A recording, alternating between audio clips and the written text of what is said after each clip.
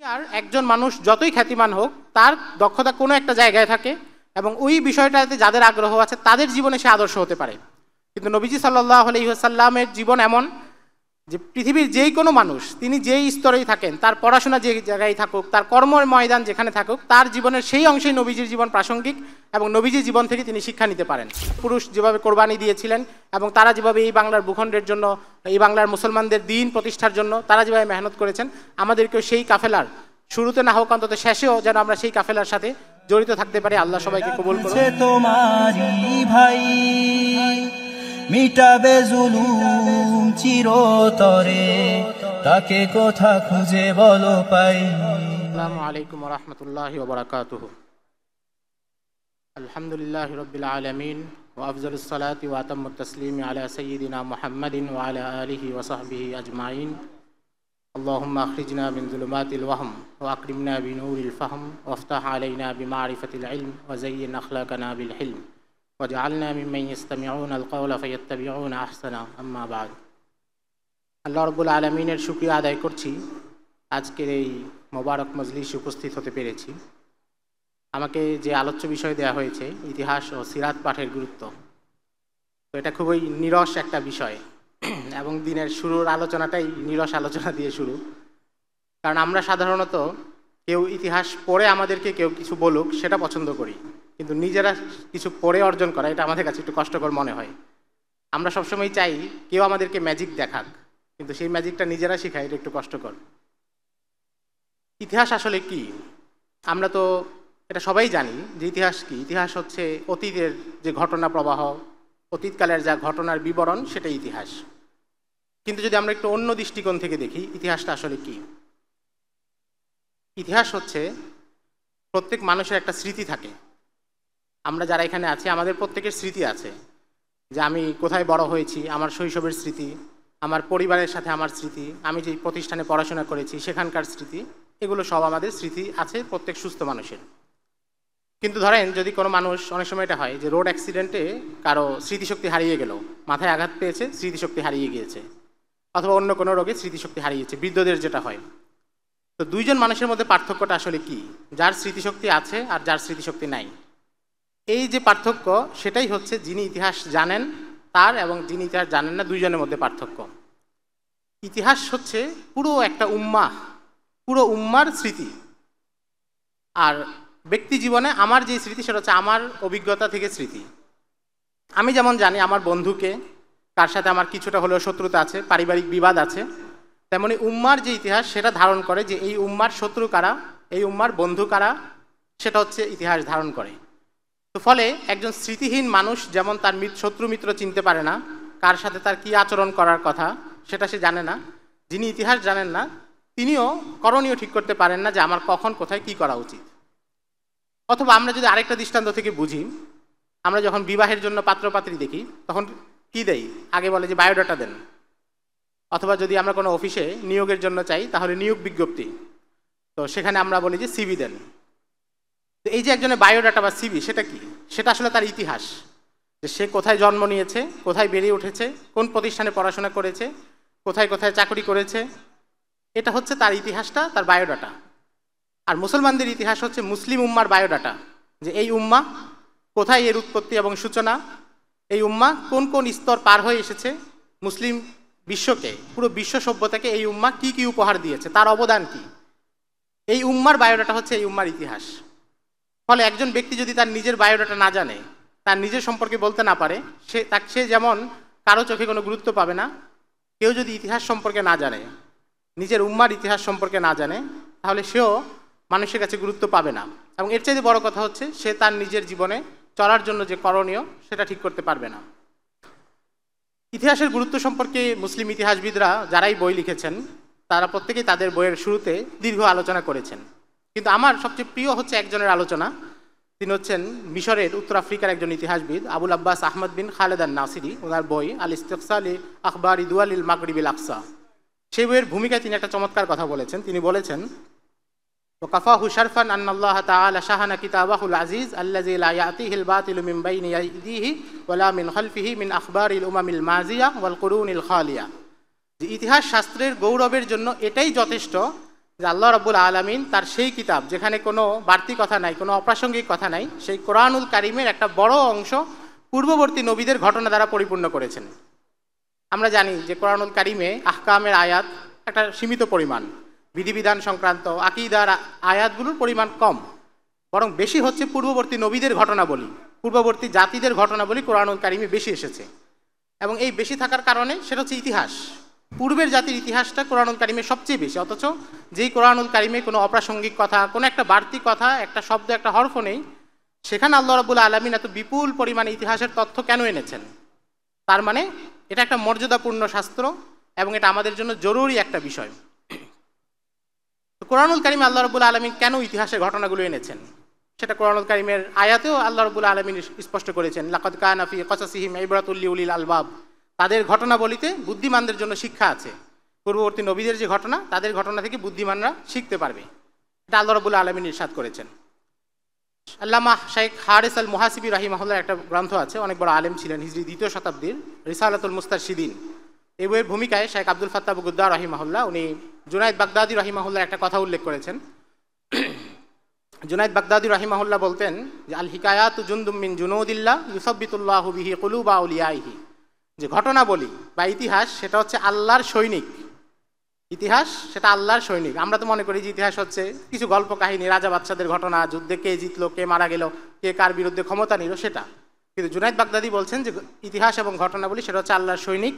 এর মাধ্যমে আল্লাহ তার বান্দাদের অন্তরকে দৃঢ় করেন, মজবুত করেন। এবং জুনাইদ বাগদাদির এই কথার সত্যায়ন কোরআনুল কারিমের আয়াতে আছে।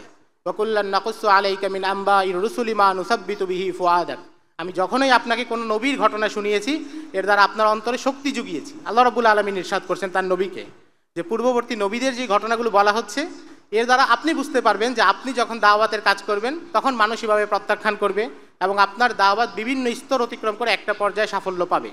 এবং এটা প্রত্যেক দায়ীর জন্য, যেই কোনো দায়ী তিনি যদি নূহ আলাইহিস সালামের জীবনী পড়েন এবং তার দীর্ঘ যে দাওয়াতি সংগ্রাম, দাওয়াতি মেহনত সেটা পড়েন, তাহলে তিনি হতাশ হবেন না। না হলে যে কেউ হতাশ হয়ে যেতে পারে। অনেক সময় মানুষের এটা হয় যে তিনি 5 বছর 10 বছর কোনো একটা চিন্তা নিয়ে মেহনত করেছেন, একটা পর্যায়ে তার মনে হতে পারে যে এই সমাজ এটা বাস্তবায়ন করা সম্ভব না। তখন তিনি যদি সেই ইতিহাসের দিকে তাকান এবং নবীদের ঘটনাবলীর দিকে তাকান, তখন তিনি বুঝতে পারবেন যে না, এক দীর্ঘ পরিশ্রম দরকার হয়, ইস্তেকামত দরকার হয়, সবর দরকার হয়। সব কিছুর পরেই একটা অতিক্রমের পরে আল্লাহ রাব্বুল আলামিন সাফল্য এবং দাওয়াতের সফলতাকে নির্ধারণ করেন। তো ইতিহাসের গুরুত্ব সম্পর্কে আমি আর খুব বেশি বলবো না, কারণ এই কয়েকটা উদাহরণ থেকে আশা করি আমাদের কাছে এটা পরিষ্কার হয়েছে যে ইতিহাসটা কেন আমাদের জানা দরকার। আমি আলোচনা করবো অন্য একটা বিষয়, যে ইতিহাসের কোন অংশগুলো আমাদের জানা দরকার সেটা সম্পর্কে। কারণ আমরা যখন ইতিহাসের জানা দরকার সিদ্ধান্ত নিতে পারলাম, তারপরে সবচেয়ে বড় সমস্যা হচ্ছে যে ইতিহাস তো অনেক বড়, প্রত্যেকটা জাতির আলাদা ইতিহাস, প্রত্যেক অঞ্চলের ইতিহাস, প্রচুর মানুষের ইতিহাস। কেউ যদি সারা জীবন ইতিহাস পড়তে থাকে ইতিহাস তো আসলে শেষ হবে না। তাহলে আমাদের আসলে কতটুকু দরকার বা কোন অংশটা দরকার সবচেয়ে বেশি? মিশরের একজন বড় ইতিহাসবিদ ডক্টর মোহাম্মদ ইলহামি উনি বলেন যে 3টা ইতিহাস সবচেয়ে বেশি জানা দরকার, বা 3টা ইতিহাস সেটাই হচ্ছে আমাদের সিলেবাস হওয়া উচিত। প্রথম অংশ হচ্ছে রাসূল আকরাম সাল্লাল্লাহু আলাইহি ওয়াসাল্লামের সিরাত এবং খেলাফতে রাশেদার যে শাসনকাল, এই ইতিহাসটা এটা জানা সবার উপর আবশ্যক এবং এখান থেকে মানে বেঁচে থাকার সুযোগ নেই। সিরাত কেন পড়া দরকার এটা নিয়ে আলোচনা করাটাও মানে অপ্রয়োজনীয় মনে হয়। কারণ হচ্ছে সিরাত হচ্ছে আমাদের জীবনের আবেগের অংশ। রাসূল আকরাম সাল্লাল্লাহু আলাইহি সাল্লামের জীবনী যদি আমরা না পড়ি, ভালোভাবে আত্মস্থ করতে না পারি, তাহলে তো আমাদের মুসলমান পরিচয় নিয়েই নিজেদের লজ্জিত হওয়া উচিত। এবং সিরাতের গুরুত্ব যদি আমাদেরকে বলতে হয় তাহলে সেটা আরও বেশি হতাশাকর বিষয় হবে। কারণ সিরাত এমন একটা জিনিস, আমাদের সব কিছুর কেন্দ্রবিন্দু সেখানে আছে। আমাদের মুসলমানদের ইসলামী শরিয়ার যেই রূপরেখা আছে, যেটা আমরা আকীদার কিতাবে পাই, ফিকহের কিতাবে পাই, তাফসিরের গ্রন্থে পাই, সেটাই নবীজি সাল্লাল্লাহু আলাইহি সাল্লাম তার ব্যক্তিগত জীবনে বাস্তবায়ন করে দেখিয়েছেন। ফলে সরাসরি আদর্শিক নমুনা হিসেবে নবীজি সাল্লাল্লাহু আলাইহি সাল্লামের জীবন সেটা আমাদের সামনে আছে এবং সেখান থেকে আমাদের শিক্ষা নেওয়া, নিজের জীবনকে বদলানোর জন্য উপাদান নেওয়া, সেটা সবচেয়ে বেশি জরুরি। কিন্তু দুঃখজনক হলেও সত্য যে আমাদের সমাজে সবচেয়ে বেশি অবহেলিত হচ্ছে সিরাত চর্চা। আমরা যদি আমাদের প্রত্যেকের নিজের দিকে দেখি, অন্যের দিকে না তাকালেও, সেটা হচ্ছে আমরা সিরাত সবচেয়ে কম পড়ি। কিংবা সিরাত যখন আমরা পড়ি, একটা সিরাত গ্রন্থ পড়ে আমরা মনে করি যে সিরাতের যে সিলেবাস সেটা শেষ হয়ে গিয়েছে। এটা একটা বড় সমস্যা। আমরা হয়তো আর রাহিকুল মাকতুম পড়েছি, তা আমাদের মনে হয় যে সিরাতের ঘটনাগুলো তো জেনেই গিয়েছি, কারণ আমি যখন আরেকটা বইও পড়বো তখন তো ওই বদরের যুদ্ধ, ওহুদের যুদ্ধ একইভাবেই তো ঘটনাগুলো আসতেছে। এই সমস্যাটা হওয়ার বড় কারণ হচ্ছে আমরা সিরাতকে শুধু কিছু ঘটনার সমষ্টি মনে করি, যে সিরাত মানে হচ্ছে নবীজি সাল্লাল্লাহু আলাইহি সাল্লাম মক্কায় দাওয়াত দিয়েছেন, হিজরত করেছেন, মদিনায়, এরপরে কুরাইশদের সাথে অনেকগুলো যুদ্ধ হয়েছে, আবার তিনি মক্কায় ফিরে গিয়েছেন, তারপরে তার ইন্তেকাল করেছেন। যদি ঘটনার দৃষ্টিভঙ্গি থেকে আমরা জিনিসটা দেখি তাহলে আসলে আপনি একাধিক সিরাত যখন পড়বেন মনে হবে যে একই ঘটনা বারবার আসতেছে, কারণ ঘটনা তো একই, বর্ণনা হয়তো সংক্ষিপ্ত অথবা বিস্তৃত। কিন্তু আসলে সিরাত চর্চার মূল যে জায়গাটা হওয়া উচিত সেটা হচ্ছে ঘটনার ধারাবাহিকতা পাঠের পরে, ঘটনার ধারাবাহিকতা আত্মস্থ করার পরে আমাদেরকে নজর দিতে হবে যে সিরাতের ভেতরে কি শিক্ষা আছে এবং নবীজি সাল্লাল্লাহু আলাইহি সাল্লামের জীবনের কোন কোন দিক আছে আমার সেখান থেকে নিতে পারি সেই দৃষ্টিকোণ থেকে। এবং এই দৃষ্টিকোণ থেকে অনেক সিরাত আছে। আপনারা জানেন যে কোনো সিরাত লেখকরা নবীজি সাল্লাল্লাহু আলাইহি সাল্লাম শিক্ষক হিসেবে কেমন ছিলেন সেটা আলোচনা করেছেন। যেমন শেখ আব্দুল ফাত্তাহ আবু গুদ্দার রাহিমাহুল্লাহর বই আছে, আর রসুলুল মুআল্লিম ওয়াসা আলী বহুফিত তালিম, বাংলায় অনুবাদ হয়েছে। তো সেখানে তিনি আলোচনা করেছেন যে নবীজি শিক্ষক হিসেবে কেমন ছিলেন, সাহাবায়ে কেরামকে তিনি কিভাবে শিক্ষা দিতেন, কিভাবে তাদের তরবিয়ত করতেন। ফলে আমি যদি একজন শিক্ষক হই যেই কোনো স্তরে, যেই কোনো জায়গায়, আমার জীবনের সাথে ওই অংশটা অনেক বেশি প্রাসঙ্গিক যে আমি শিক্ষক হিসেবে নবীজির আদর্শটা কিভাবে গ্রহণ করব। নবীজি সাল্লাল্লাহু আলাইহি সাল্লাম বিভিন্ন জিহাদে অংশগ্রহণ করেছেন এবং তিনি মুসলিম বাহিনীর সর্বাধিনায়ক ছিলেন। তো নবীজির জিহাদি জীবন নিয়ে গাজাওয়াতুর রাসূলের উপরে প্রচুর বই আছে যে সৈনিক হিসেবে নবীজি কেমন ছিলেন, সৈনিক হিসেবে নবীজি কি কি দক্ষতা অবলম্বন করেছেন, শত্রুর মোকাবেলায় নবীজি কতটা সতর্ক ছিলেন এবং তিনি কতটা আপডেট ছিলেন, সে তৎকালীন সমর কৌশলগুলো তার কতটা আত্মস্থ ছিল।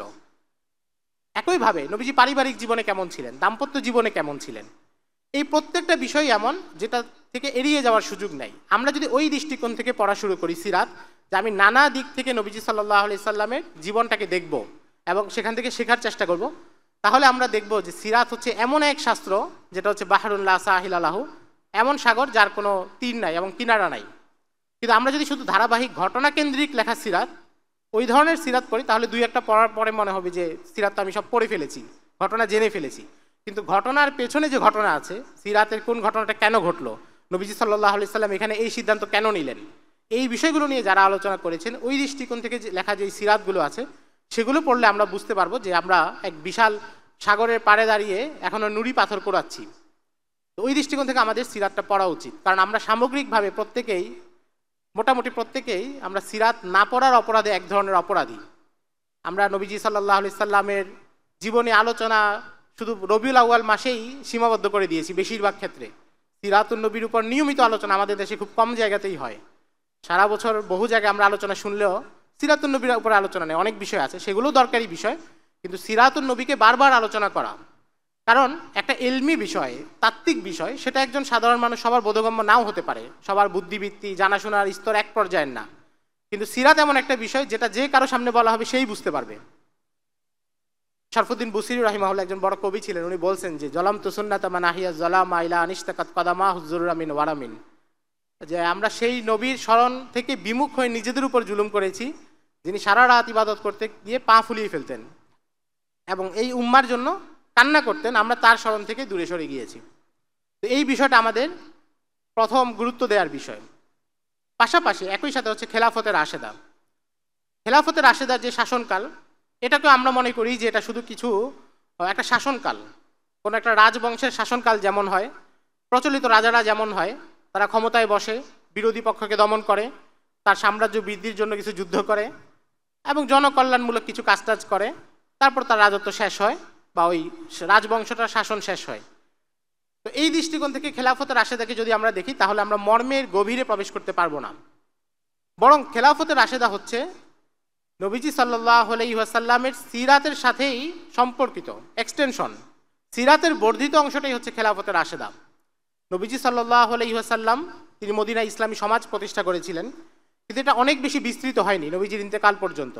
ইসলামী শাসন ব্যবস্থা নবীজি সূচনা করেছিলেন, কিন্তু ইসলামী শাসন ব্যবস্থার যে নানা ধারা এবং বিস্তৃতি সেটা তখন পর্যন্ত শুরু হয় নাই। এটা শুরু হয়েছে খেলাফতের রাশেদার শাসনকালে। ফলে আপনি যদি বুঝতে চান যে একটা ইসলামী সমাজ কেমন হওয়া উচিত, ইসলামী শাসন ব্যবস্থা কেমন হওয়া উচিত, ইসলামী শাসকের মধ্যে কি কি চরিত্র থাকা উচিত, কি কি বৈশিষ্ট্য থাকা উচিত, বা ইসলামী শাসন ব্যবস্থা কায়েম হলে রাজ্যের অবস্থা কেমন হবে, মানুষের অবস্থা কেমন হবে, নাগরিক অধিকারের অবস্থা কেমন হবে, তাহলে আমাদেরকে খেলাফতের রাশেদা পড়তে হবে। এবং খেলাফতের রাশেদা ছাড়া আমরা ইসলামী শাসন ব্যবস্থার এই প্রশ্নগুলোর কোনো সমাধান করতে পারবো না যে ইসলামী শাসন ব্যবস্থাটা আসলে কেমন। কারণ এরপরে যে শাসনগুলো এসেছে সেগুলো মাপকাঠিতে কিংবা মূল্যের দিক থেকে খেলাফতে রাশেদার সমতুল্য না, বরং সেগুলোর প্রত্যেকটাতে ভালো দিকও ছিল, কিছু ত্রুটিযুক্ত বিষয়ও ছিল। কিন্তু খেলাফতে রাশেদ এমন একটা জায়গা যেটা হচ্ছে অনুসরণীয়, এবং ইসলামী সালতানাতে যত ধরনের সমস্যা হতে পারে আমরা দেখি সবগুলো খেলাফতে রাশেদার ওই 30 বছরের মধ্যে আল্লাহ রাব্বুল আলামিন সংগঠিত করিয়েছেন এবং উম্মার সামনে আদর্শ রূপরেখা দিয়ে গিয়েছেন। এবং আমরা যদি দেখি প্রত্যেকজন খলিফার জীবনে শাসনামলেই এমন কিছু বিষয় আছে যেটা পরে দরকার কিন্তু মূল জিনিসটা ওখানে আছে। যেমন আমরা যদি দেখি আবু বকর সিদ্দিক রাদিয়াল্লাহু তাআলা আনহু, তার শাসনামলে দুইটা বড় ঘটনা ঘটে। একটা হচ্ছে একটা অংশ মুরতাদ হয়ে যায়, বিভিন্ন ভণ্ড নবী যারা ছিল, মালিক বিন নুয়াইরা, তুলাইহা, মুসাইলামাতুল কাজ্জাব, সাজা, এরা হচ্ছে নবুয়তের দাবি করে। একটা অংশ মুরতাদ হয়ে যায়, বিশাল একটা অংশ, গণ ইরতেদাদ যেটাকে বলে। আরেকটা অংশ জাকাত দিতে অস্বীকার করে। এবং এই যে দুইটা সমস্যা, এই দুইটা সমস্যাই হচ্ছে কিন্তু ইসলামী সালতানাতের রিয়াসতের আভ্যন্তরীণ সমস্যা। এরা সবাই ইসলামী সমাজের সদস্য ছিল, ইসলাম গ্রহণ করেছিল, জাকাত দিচ্ছিল। নবীজি ইন্তেকাল করেছেন, তারা মনে করেছে এখন ইসলামী সালতানাত দুর্বল হয়ে পড়েছে, কাজে আমরা জাকাত দিব না, আমরা অস্বীকার করব। এটা হচ্ছে আভ্যন্তরীণ সমস্যা। এবং আবু বকর রাদিয়াল্লাহু তাআলা আনহু শাসনে যখন তিনি বসেছেন, আমরা যদি দেখি তিনি যখন বসেছেন তখন তার ইসলামী সালতানাত সেটা টালমাটাল অবস্থা, কারণ এক বিশাল জনগোষ্ঠী তারা মুরতাদ হয়ে গিয়েছে। আপনারা জানেন যে মুসাইলামাতুল কাজ্জাবের সাথে সর্বশেষ যে যুদ্ধ হয়েছে, হাদিকাতুর রহমান তার যে বাগান, সেখানেও তার সৈন্য সংখ্যা ছিল 50,000। আগে পরে তো আরও অনেক ছিল। অন্যান্য ভণ্ড নবীদের সাথে বিপুল পরিমাণ সৈন্য সংখ্যা ছিল, এবং যেটা তৎকালীন মুসলমানদের এবং মদিনার সমাজে যে মুসলমানরা ছিলেন তাদের চেয়ে অনেক বেশি ছিল। এই বিরাট সংখ্যার মুরতাদরা সরাসরি চ্যালেঞ্জ করতেছিল আবু বকর রাদিয়াল্লাহু তাআলা আনহুকে এবং ইসলামী খেলাফতকে। কিন্তু আবু বকর রাদিয়াল্লাহু তাআলা আনহু এমন একটা সময় বসলেন যখন ইসলামী সালতানাত টালমাটাল, কিন্তু তিনি এদের দুই বাহিনীকেই পরাস্ত করলেন। যারা জাকাত দিতে অস্বীকার করেছিল তাদেরকে তিনি দমন করলেন, এবং যারা ভণ্ড নবুয়তের দাবি করেছে তাদেরকেও তিনি দমন করেন। এবং এরপরে তিনি পারস্যের সাথে লড়াইয়ের সূচনা করেন। অর্থাৎ তার শাসনকাল 2 বছরই কিছু বেশি সময় ছিল, কিন্তু আমরা এর মধ্যে দেখি যে তিনি তার নিজের যেই সালতানাত ছিল তার ভেতরে যে টালমাটাল সমস্যা ছিল সেটার সমাধান করেছেন, সালতানাতকে মজবুত করেছেন, এবং তৎকালীন পৃথিবীর সবচেয়ে বড় সুপার পাওয়ারের বিরুদ্ধে যুদ্ধ ঘোষণা করেছেন। এবং সময়টা মাত্র 2 বছর। আমরা পৃথিবীর ইতিহাস যদি পড়ি, যদি কোনো শাসক একটা দুর্বল অবস্থায় তার রাজ্য পেল, তারপর সেখান থেকে দুর্বলতাটা দূর করে, তাহলে সে পৃথিবীর শ্রেষ্ঠ একজন শাসকে পরিণত হয়। আধুনিককালে মাহাতির মোহাম্মদকে মডেল ধরা হয়, কারণ তিনি যখন মালয়েশিয়ার দায়িত্ব নিয়েছেন মালয়েশিয়ার অবস্থা খুবই খারাপ ছিল, 190-এর পরে তার সিরিয়াল ছিল, কিন্তু তিনি এটাকে অনেক সামনে এনেছেন। কিন্তু তিনি কোনো সুপার পাওয়ারের সাথে মুখোমুখি হন নাই। কিন্তু আবু বকর রাদিয়াল্লাহু তাআলা আনহু মাত্র 2 বছরের মধ্যে নিজের সালতানাতকে মজবুত করেছেন এবং সুপার পাওয়ারের সাথে লড়েছেন। ইয়ারমুকের যুদ্ধের কিছুদিন আগে তিনি ইন্তেকাল করেন। তো এই বিরাট যেই কৃতিত্ব, এটা আমরা বুঝতে পারি আবু বকর রাদিয়াল্লাহু তাআলা আনহুর সময়ে, যে সমাজে এই ধরনের যারা বিদ্রোহ করবে ইসলামী শরিয়ার বিরুদ্ধে, তাদের বিরুদ্ধে কর্মপন্থা কি হওয়া উচিত এবং কোনটাকে প্রাধান্য দেওয়া উচিত, সেটা আবু বকর রাদিয়াল্লাহু তাআলা আনহুর জীবনীতে আমরা পাই। কারণ তখন কিন্তু আপনারা জানেন যে অনেক সাহাবী বলছিলেন যে যারা জাকাত দিতে অস্বীকার করে তাদের বিরুদ্ধে আমরা পরে লড়বো, রোমানদের বিরুদ্ধে আমরা আগে লড়ি। কিন্তু তিনি বলেছেন না, তারা যদি নবীজি সাল্লাল্লাহু আলাইহি সাল্লামের যুগে উটের সাথে উটের যে রশি দিত সেটা দিতে অস্বীকার করে, তাহলে আমি তাদের সাথে লড়াই করব। উমর রাদিয়াল্লাহু তাআলা আনহুর শাসনামলে তিনি দিওয়ান প্রতিষ্ঠা করেন। দিওয়ান মানে হচ্ছে প্রশাসনিক যে বিভাগগুলো, অর্থ মন্ত্রণালয়, বাণিজ্যিক মন্ত্রণালয় এবং বিভিন্ন যে মন্ত্রণালয়, দিওয়ানগুলো প্রতিষ্ঠা করেন। এবং এই দিওয়ানগুলোর রূপরেখা কি হবে, এখানকার আয় কিভাবে আসবে, ব্যয় কিভাবে হবে, এই বিষয়গুলো নির্ধারণ করেন। ফলে পরবর্তীতে রাষ্ট্র যত বড়ই হোক, ইসলামী সালতানাত যত বড়ই হোক, এখানে আধুনিক নানা খাত যতই ঢুকুক, মূল যেই বিষয় যে এই বিষয়গুলো বিভাগগুলো কিভাবে পরিচালনা হবে, সেই মূলনীতি ওমর রাদিয়াল্লাহু তাআলা আনহু সুস্পষ্টভাবে দিয়ে গিয়েছেন। ফলে আমাদের জন্য নমুনা নেওয়ার জন্য সেই জায়গাটা আছে। বর্তমান সময়ের সাথে অনেক পরিবর্তন আসবে, ইজতিহাদ করতে হবে, কিন্তু মূল উসুল তিনি দিয়ে গিয়েছেন, যেটা নবীজি সাল্লাল্লাহু আলাইহি সাল্লামের যুগে রাষ্ট্রের মন্ত্রণালয়গুলো এত বড় ছিল না, যেটা ওমর রাদিয়াল্লাহু তাআলা আনহু করেছেন। ওসমান রাদিয়াল্লাহু তাআলা আনহু শাসনামলে আমরা আবার দেখি আভ্যন্তরীণ ফিতনা হয়েছে, ফাসাদ হয়েছে, মুসলমানদের মধ্যেই একে অপরের বিরুদ্ধে লড়তে হয়েছে মুনাফিকদের ষড়যন্ত্রের কারণে, আলী রাদিয়াল্লাহু তাআলা আনহুর সময়ও। এবং একই সাথে তারা এটাও লড়েছেন, আবার ওসমান রাদিয়াল্লাহু তাআলা আনহু জিহাদও পরিচালনা করেছেন, আমাদের মধ্য এশিয়ায় করেছেন, উত্তর আফ্রিকায় করেছেন। তো ওখানেও আরেকটা রূপরেখা আছে। এবং মুসলিম ফকিরা আপনারা জানেন যে তারা যখন ফিকহের কিতাবে এই বিষয়গুলো লিখেছেন যে কোনো মুসলিম শাসকের বিরুদ্ধে বিদ্রোহ করে, বাগাওয়াত করে, তাহলে তার সম্পদ কি গনিমতের মাল হিসেবে গণ্য হবে কি হবে না, তার পরিবারের মহিলারা, নারীরা, তাদেরকে কি দাসী করা যাবে কিনা, কৃতদাস বানানো যাবে কিনা, সেই মাসালার ইস্তেমবাদ তারা করেছেন ওই জঙ্গে জামাল, জঙ্গে সিফিনে সাহাবায়ে কেরামের কর্মপন্থা থেকেই। তো অর্থাৎ ইসলামী সালতানাতের এবং শাসন ব্যবস্থার যে বড় অনেকগুলো প্রশ্ন, সেটা খেলাফতে রাশেদার কর্মপন্থার মধ্যেই লুকায়িত এবং সেখানে আমাদের সামনে আছে। ফলে খেলাফতে রাশেদাকেও বিস্তৃতভাবে পাঠ করা উচিত আমাদের, এবং আমাদের সময়ের সমস্যাগুলোকে সামনে রেখে। ইতিহাস যদি আমরা শুধু একটা ঘটনা হিসেবে পড়ি, যে অত সালে একটা ঘটনা ঘটেছে, তাহলে সেটা অতীতের একটা অংশ, তার সাথে আমার জীবনের কোনো মিল নাই এবং আমার জীবনের সাথে এর কোনো সম্পর্ক নাই। কিন্তু আমরা যদি অতীতের ঘটনাটাকে বর্তমানের সাথে মিলিয়ে পাঠ করি, তখন ইতিহাস প্রাসঙ্গিক, তখন ইতিহাস আমাকে শিক্ষা দিবে এবং উপাদান দিবে। আমি যদি সিরাত থেকে একটা উদাহরণ দেই, যে ইতিহাস কিভাবে আমাদের জীবনে প্রাসঙ্গিক হয়ে ওঠে, সিরাতের শিক্ষা কিভাবে আমাদের জীবনে প্রাসঙ্গিক হয়ে ওঠে। আমরা জানি যে নবীজি সাল্লাল্লাহু আলাইহি ওয়াসাল্লাম মক্কায় দাওয়াত দিয়েছেন কত বছর? 13 বছর। মক্কায় নবীজি সাল্লাল্লাহু আলাইহি ওয়াসাল্লাম 13 বছর দাওয়াত দিয়েছেন। প্রথম বেশ কয়েক বছর তিনি দাওয়াতটা শুধু খাস লোকদেরকে দিয়েছেন, বিশেষায়িত ব্যক্তিদেরকে দিয়েছেন। এটাকে আমরা অনেক সময় গোপন দাওয়াত বলি। গোপন দাওয়াত শব্দটার মধ্যে কিছুটা নেতিবাচকতাও থাকে, বরং এটাকে আমরা বলতে পারি বিশেষায়িত দাওয়াত। যাদেরকে নবীজি আস্থাযোগ্য মনে করেছেন, যাদের উপর তিনি নির্ভর করেছেন যে ইনি বিশ্বাসযোগ্য, ইনি ইসলাম গ্রহণ করবেন, বা অন্তত ইসলাম গ্রহণ না করলেও শত্রুতা করবেন না, অন্যদের কাছে প্রকাশ করে দিবেন না, তাদেরকে দাওয়াত দিয়েছেন। কাজে এটা বিশেষায়িত দাওয়াত। সেই দাওয়াত কয়েক বছর চলেছে।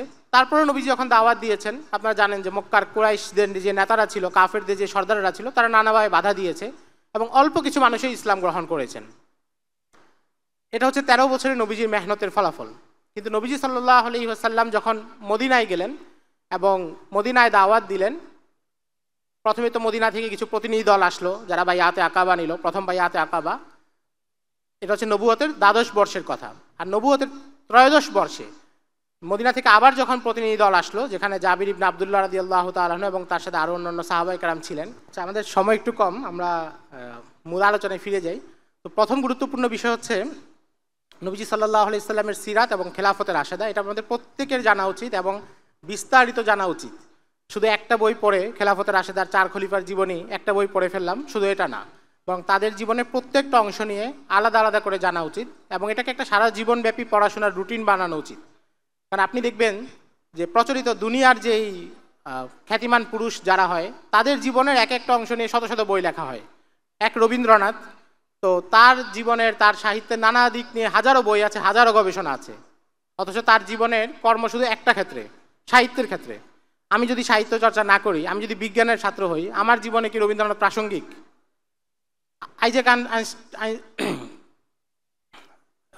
ধরেন অন্য কোনো বিজ্ঞানী, নিউটন বা অন্য কোনো বিজ্ঞানী, তো আমি যদি সাহিত্যের ছাত্র হই, তাহলে আমার জীবনে কি সেই বিজ্ঞানে প্রাসঙ্গিক?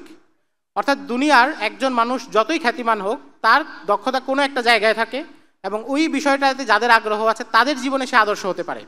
কিন্তু নবীজি সাল্লাল্লাহু আলাইহি ওয়াসাল্লামের জীবন এমন যে পৃথিবীর যেই কোনো মানুষ, তিনি যেই স্তরেই থাকেন, তার পড়াশোনা যে জায়গায় থাকুক, তার কর্মের ময়দান যেখানে থাকুক, তার জীবনের সেই অংশেই নবীজির জীবন প্রাসঙ্গিক এবং নবীজির জীবন থেকে তিনি শিক্ষা নিতে পারেন। ফলে আমাদেরকে সিরাত এবং খেলাফতের রাশেদা সবচেয়ে বিস্তারিত আকারে পড়া উচিত। এরপরে গুরুত্বের দিক থেকে একটু কম, কিন্তু আরেকটা বিষয় যেটা বিস্তারিত পড়া উচিত, সেটা হচ্ছে আমাদের আঞ্চলিক ইতিহাস। আমরা যেই জায়গায় আছি, আমরা যেই ভূখণ্ডে বসবাস করতেছি, এখানকার ইতিহাস পড়া। অর্থাৎ আমরা বাংলাদেশে আছি, তাহলে বাংলাদেশের মুসলমানদের ইতিহাস, এটা আমাদের পড়া উচিত। এবং আরও বিশেষ করে বললে গত 200 বছরের ইতিহাস আমাদের পড়া উচিত। এই 200 বছরে কি কি পরিবর্তন হয়েছে এবং সাংস্কৃতিকভাবে কিভাবে আমাদেরকে আজকের পর্যায়ে পৌঁছে দেওয়া হয়েছে, কারা পৌঁছে দিয়েছে, সাংস্কৃতিক আধিপত্যটা আমাদের উপর কারা করেছে। যখন ইংরেজরা এখানে ছিল, তখন আমাদেরকে নির্যাতন কারা করেছে? হিন্দু জমিদাররা করেছে। এবং হিন্দু জমিদারদের ছত্রছায়ায় গড়ে ওঠা নব্য বাঙালি বুদ্ধিজীবী বা বাঙালি জাগরণের নামে বাঙালি জাতীয়তাবাদ যারা চাপিয়ে দিয়েছে, তারা আমাদের উপর এই আধিপত্য চাপিয়ে দিয়েছে। এবং এর বিরুদ্ধে প্রতিরোধ যুদ্ধে আমাদের অগ্রনায়ক কারা ছিলেন? হাজী শরীয়তুল্লাহ ছিলেন, মীর নিসার আলী তিতুমির ছিলেন, সৈয়দ আহমদ শহীদের বালাকোটি আন্দোলনের কাফেলার সদস্যরা তারা ছিলেন। এই পুরো ধারাবাহিকতা আমাদেরকে বুঝতে হবে এবং জানতে হবে যে এখানে আমাদের লোক কারা, কারা আমাদের পক্ষ হয়ে লড়াই করেছেন, আমাদের পক্ষ হয়ে সংগ্রাম করেছেন এবং আমাদেরকে অন্তত শুধু ইসলামের ধর্মীয় শেয়ার যেগুলো আছে, নিদর্শন যেগুলো আছে, সেগুলো যেন আমাদের পর্যন্ত অক্ষত থাকে, সেটার চেষ্টা তারা করেছেন। আপনারা জানেন যে এই বাংলায় জমিদার বাড়ির সামনে মুসলমানরা খালি পায়ে যেতে হতো, জুতা পায়ে দিয়ে যেতে পারতো না, দাঁড়িয়ে রাখলে 2.5 টাকা ট্যাক্স দিতে হতো। তো সেই বাংলায় কিভাবে মুসলমানরা তাদের দিন পালনের স্বাধীনতা পায়, সেই চেষ্টা যারা করেছেন তাদেরকে আমাদের চেনা উচিত এবং জানা উচিত। এটা হচ্ছে দ্বিতীয় স্তর। আর তৃতীয় স্তর হচ্ছে পুরো মুসলমানদের যে ইতিহাস এবং ইতিহাসের যে ধারাবাহিকতা, সেই জায়গাটা সংক্ষেপে আমাদের জানা থাকা উচিত। মুসলমানরা কোথায় কোথায় গিয়েছে, মুসলমানদের শাসন ব্যবস্থা কোথায় ছিল এবং সেখানে তাদের অবদান কী ছিল, বিশ্ব সভ্যতাকে মুসলমানরা কী দিয়েছে, সেই বিষয়গুলো আমাদের জানা থাকা উচিত। এটা হচ্ছে সংক্ষিপ্তভাবে এবং গুরুত্বের দিক থেকে তৃতীয় স্তরে। কিন্তু প্রথম দুইটা সবচেয়ে জরুরি এবং বর্তমান সময়ে আরও বেশি জরুরি, যে আমরা নবীজির সিরাত জানবো, খেলাফতে রাশেদের ইতিহাস জানবো এবং আমরা যে অঞ্চলে আছি, যে ভূখণ্ডে আছি, এখানকার ইতিহাস জানবো। এখানে আমাদের শত্রু মিত্র কারা, তাদেরকে আমরা চিহ্নিত করতে পারবো। আর তৃতীয় বিষয়, সর্বশেষ বিষয় বলে শেষ করছি, সেটা হচ্ছে আমরা ইতিহাসটাকে আসলে কোন দৃষ্টিতে দেখব। ইতিহাসটাকে দেখার অনেকগুলো প্রবণতা আছে এবং অনেকভাবে ইতিহাসকে ব্যাখ্যা করার প্রবণতা আছে। আমরা দেখব আমাদের আকীদা, আমাদের ফিক এবং আমাদের যে ধর্মীয় জায়গা, সেখান থেকে, তাহলে আমরা ইতিহাস থেকে সঠিক শিক্ষাটা পাবো। অথবা আমরা যদি বাহ্যিক পুঁজিবাদী কিংবা দুনিয়াবি কোনো দৃষ্টিভঙ্গি থেকে দেখি, তাহলে ইতিহাসটাকে আমরা ব্যাখ্যা করতে পারবো না। যেমন ছোট্ট একটা উদাহরণ যদি দেই, আমাদেরকে স্কুল কলেজে কিংবা ওরিয়েন্টালিস্টদের লেখায় সবসময় শেখানো হয় যে মুসলমানদের স্বর্ণযুগ কোনটা, গোল্ডেন এজ কোনটা। আমাদের সব জায়গায় পড়ানো হয় এবং অমুসলিমরা যখনই কোনো বই লেখে তারা দেখায় যে গোল্ডেন এজ হচ্ছে আব্বাসি খেলাফত। কারণ গোল্ডেন এজ আব্বাসি খেলাফতে বিজ্ঞানের অনেক উন্নতি হয়েছে, মুসলমানরা বাইতুল হিকমা প্রতিষ্ঠা করেছে, মুসলমানরা অ্যারিস্টটলের দর্শন আরবিতে অনুবাদ করেছে, তাদের মধ্যে একটা নবজাগরণ হয়েছে। কিন্তু একই সাথে আমরা যদি হাদিসের দিকে তাকাই, যে সর্বশ্রেষ্ঠ যুগ কোনটা, নবীজি বলছেন খায়রুল কুরুনি করনি সুম্মাল্লাযীনা ইয়ালুনাহুম সুম্মাল্লাযীনা ইয়ালুনাহুম, সর্বশ্রেষ্ঠ যুগ আমার যুগ, তারপর আমার পরে যারা আসে তাদের যুগ, তাদের যুগ। অথচ আমরা যদি দেখি হাদিস অনুসারে খেলাফতের রাশেদা হচ্ছে শ্রেষ্ঠ যুগ, স্বর্ণযুগ। কিন্তু বাহ্যিকভাবে যদি আমরা দেখি, খেলাফতের রাশেদায় কোনো অট্টালিকা নির্মাণ হয় নাই, খেলাফতের রাশেদা কোনো তাজমহল নির্মাণ করে নাই, খেলাফতের রাশেদা কোনো জামিয়া কুতুবাত নির্মাণ করে নাই, বাগদাদের জামিয়া আবু জাফর মানসুর তৈরি করে নাই, বড় মসজিদ, বড় ইমারত, বড় দালান কোঠা এগুলো নির্মাণ করে নাই, যেটা আব্বাসীরা করেছে, আন্দালুসের মুসলমানরা করেছে, ভারতবর্ষের মুসলমানরা করেছে। তাহলে এই দুটাকে আমরা কিভাবে ব্যাখ্যা করব? ব্যাখ্যা করার মূল বিষয় হচ্ছে যে আমাদের কাছে মূল মাপকাঠি কি, একটা সময় সোনালী সময় হওয়ার মূল মাপকাঠি কি, একটা সময় সবচেয়ে ভালো সময় হওয়ার মূল মাপকাঠি আমাদের কাছে, সেটা হচ্ছে মানুষ কতটা আল্লাহর বান্দা হয়ে উঠেছে। সেটা যেই সমাজে মানুষ সবচেয়ে বেশি আল্লাহর বান্দা, আল্লাহর সামনে সবচেয়ে বেশি আনুগত্য করে, যেই সমাজে ইনসাফ প্রতিষ্ঠা হয়, যেই সমাজে আদল থাকে, যেই সমাজে শাসককে একজন সাধারণ মুসল্লি প্রশ্ন করতে পারে যে আমাদের জামা ছিঁড়া আপনার জামা এত বড় কিভাবে হয়, সেই সমাজ হচ্ছে সবচেয়ে আদর্শ সমাজ। এখন সেই সমাজে যদি অট্টালিকা নির্মাণ হয় ভালো কথা, যদি নির্মাণ না হয় তাহলে অট্টালিকা ছাড়াই সেই সমাজ সবচেয়ে সোনালী সমাজ। তো ফলে আমরা ইতিহাসকে যখন দেখব, আমরা এই জায়গা থেকে দেখব যে আমাদেরকে যদি কেউ বলে দেয় যে তোমাদের সবচেয়ে গৌরবের জায়গা এটা, তো কেউ বলে দিলে আমাদের জন্য সেটা গ্রহণ করা ঠিক হবে না, বরং আমরা নিজেরা যাচাই করবো যে আমাদের জন্য সঠিক সময় কোনটা, আমাদের দিনের সবচেয়ে নিকটবর্তী শাসনকাল কোনটা, আমাদের দিনের সবচেয়ে বেশি বাস্তবায়ন কোন সময় ঘটেছে, কোন সময় মানুষ সর্বোপরি সবচেয়ে বেশি আল্লাহর বান্দা হয়ে উঠেছে, সেই জিনিসটাই। তো এই জায়গাগুলো থেকে আমাদেরকে আমাদের ইতিহাস পড়া উচিত এবং ইতিহাসটাকে আমাদের সমাজ প্রেক্ষাপট অনুসারে চিন্তা ভাবনা করার জন্য এবং আমাদের আগামী দিনের কর্মপন্থা নির্ধারণ করার জন্য এটাকে কাজে লাগানো উচিত। কারণ আমাদের মুসলিম উম্মার এক সমৃদ্ধ ইতিহাস আছে, ঐতিহ্য আছে এবং এটা 3 মহাদেশ জুড়ে বিস্তৃত। দীর্ঘ সময়ে এই শাসন ব্যবস্থার অধীনে অমুসলিমরাও তাদের নিরাপত্তা পেয়েছে এবং অমুসলিমরা এই সভ্যতা থেকে শিখেছে। ইউরোপের লোকজন আন্দালুস এসে শিখেছে, কায়রোর আল আজহার এসে পড়াশোনা করেছে, তারা সমৃদ্ধ হয়েছে এখান থেকে। ফলে আমাদেরকে আবারও যদি আমরা সেই শাসন ব্যবস্থার পুনর্জীবন ঘটাতে পারি, পুনর্জাগরণ ঘটাতে পারি এবং আরও বেশি শরিয়ার নিকটে যেতে পারি এবং মুসলিম যেই মহান ব্যক্তিগণ আছেন তাদের জীবন কর্ম সব কিছু জেনে যদি সেটা আমাদের জীবনে বাস্তবায়ন করতে পারি, তাহলে আল্লাহ রাব্বুল আলামিন আমাদেরকে দুনিয়া এবং আখিরাতে সব জায়গায় কল্যাণ দান করবেন এবং উন্নতি দান করবেন। আল্লাহ রাব্বুল আলামিন আমাদের সবাইকে এই মেহনতের জন্য, দ্বীনের জন্য, সব কিছুর জন্য কবুল করুক।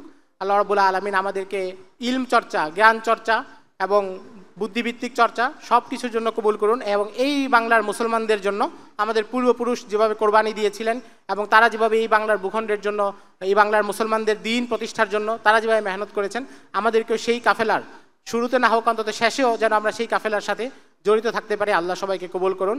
আসসালামু আলাইকুম ওয়া রাহমাতুল্লাহ।